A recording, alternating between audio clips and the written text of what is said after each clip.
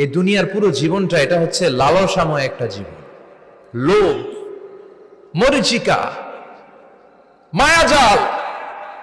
এই মায়াজালে আমরা আটকে আছি, ফলে মৃত্যুর কথা আমরা ভুলে গিয়েছি।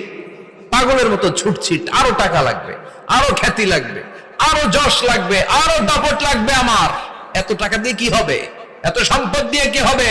এত ব্যস্ততা দিয়ে কি হবে তোমার? স্টপ, থামুন, অনেক হয়েছে। আন্না, থামুন, take a rest, take a breath and think about death. Think that you have to go back to your Lord.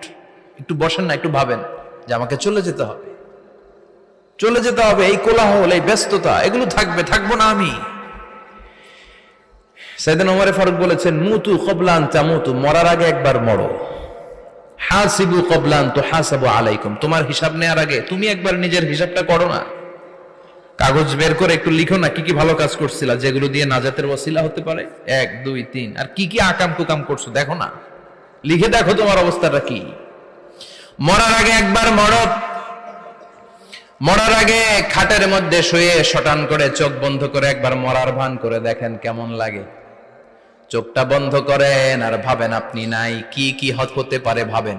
আপনার ছেলেমেয়েরা কান্না জুড়ে দিবে, আপনার প্রাণের স্ত্রী বিলাপ শুরু করে দিবে, বন্ধু বান্ধবের চিৎকার আর মাতম, স্থানীয় এলাকার মসজিদে ঘোষণা, অমুক এলাকার নিবাসী অমুক ভাই, অমুকের ছেলে অমুক দুনিয়ায় নাই।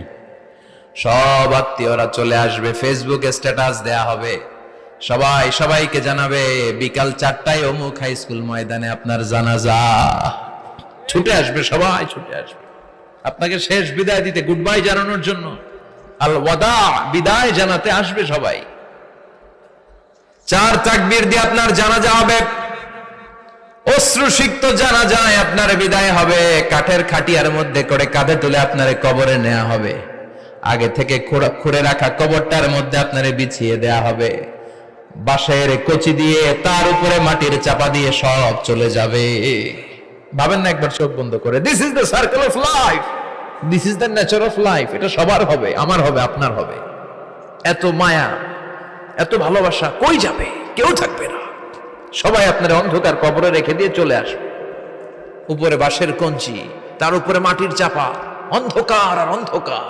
এই অন্ধকার যেন শেষ হতে চায় না, শুধুই অন্ধকার, ঠিক কিনা? এজন্য আমাদের চলে যেতে হবে।